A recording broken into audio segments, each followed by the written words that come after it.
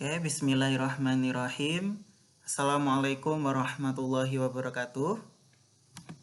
Nah, jadi perkenalkan saya Ferdi Agus Prasetyo dengan NIM 12204183063. Nah, saya di sini akan memperkenalkan salah satu aplikasi yang digunakan untuk pembelajaran matematika. Nah, di sini salah satu aplikasi tersebut adalah Autoplay Media Studio. Nah, kali ini yang pertama kali akan saya kenalkan adalah bagaimana cara menginstal Autoplay Media Studio. Nanti akan dilanjutkan pengenalan Autoplay untuk bagian 1. Nah, kita akan buka dulu instalannya. Nah, jadi di sini sudah tersedia instalannya. Nah, kita akan menginstal Autoplay. Nah, kita klik dulu.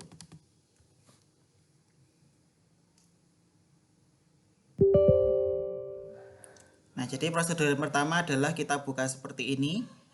Nah, lalu kemudian kita klik yes. Nah, kita tunggu sebentar.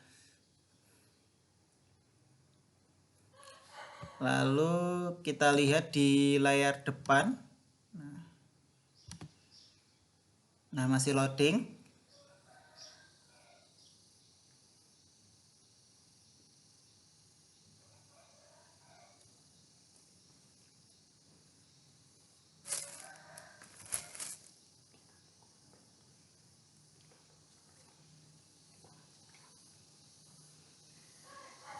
Nah, masih loading.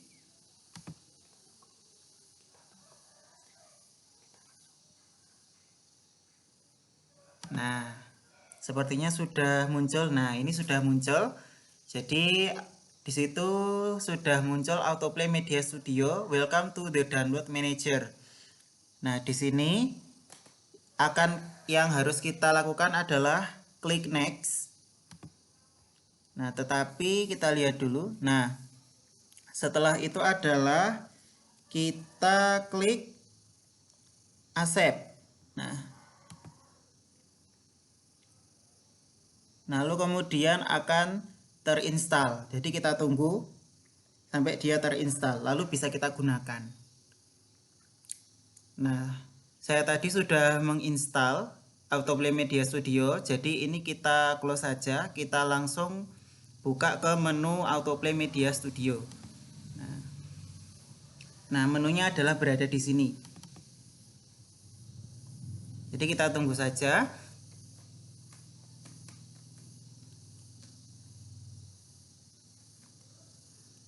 Nah, kurang beberapa detik lagi. Nah, nanti baru bisa kita gunakan.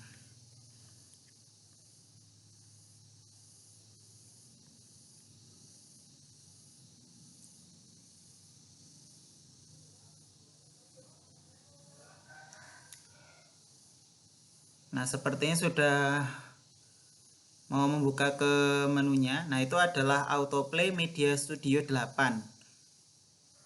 Nah, ini adalah menunya. Nah, ini adalah tampilan dari Autoplay Media Studio. Nah, kita ketik create new project. Nah, kita klik OK. Oke, terus klik yes. Nah, lalu ini adalah tampilan utama pada Autoplay Media Studio.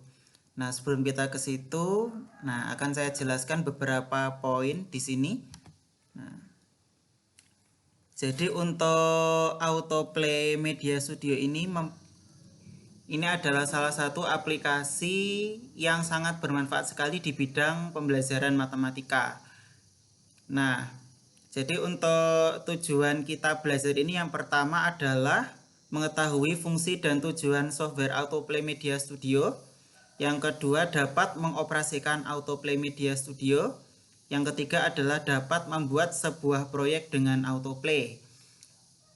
Nah, sekarang untuk yang pertama adalah kita akan membahas dulu teori singkatnya. Jadi di sini ada teori pendukung. Autoplay Media Studio merupakan perangkat lunak untuk membuat perangkat lunak multimedia dengan mengintegrasikan Jadi di sini mengintegrasikan maksudnya adalah menggabungkan atau memadukan.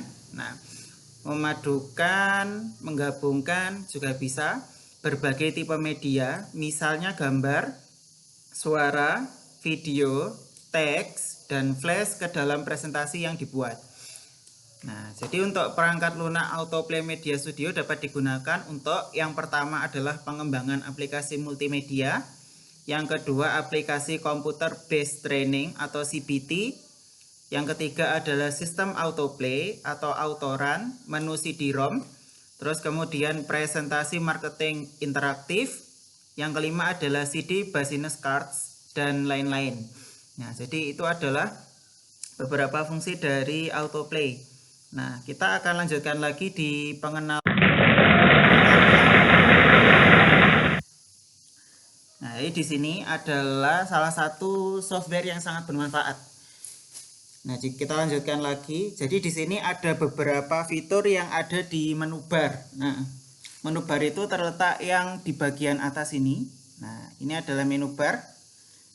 Nah, sekarang untuk yang pertama adalah file. Nah, kita klik. Nah, di situ fungsinya adalah untuk membuat project baru dan membuka, menyimpan dari dokumen yang pernah dibuka. Nah, jadi di sini ada beberapa ikonnya. Nah, bisa dilihat. Terus yang kedua adalah edit. Nah, untuk edit ini fungsinya adalah untuk mengedit paperwork seperti copy, paste, undo, redo, dan lain-lain. Nah, di sini ada semua. Untuk yang ketiga adalah link. Nah, link ini digunakan untuk mengatur posisi sebuah objek. Nah, jadi bisa ke kiri, lalu kemudian center horizontal. Nah, center itu kan berada di tengah.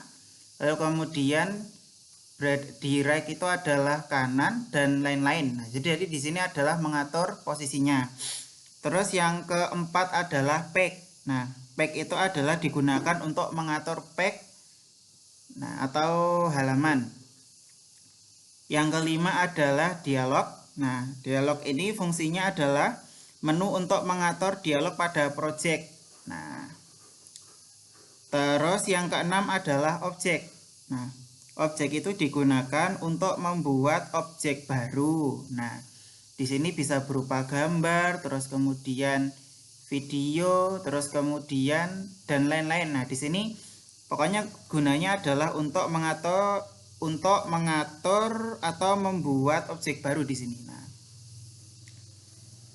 jadi sekian pengenalan dari saya dan akan dilanjutkan untuk pengenalan materi bagian kedua. Terima kasih. Mohon maaf apabila ada kekhilafan. Wassalamualaikum warahmatullahi wabarakatuh.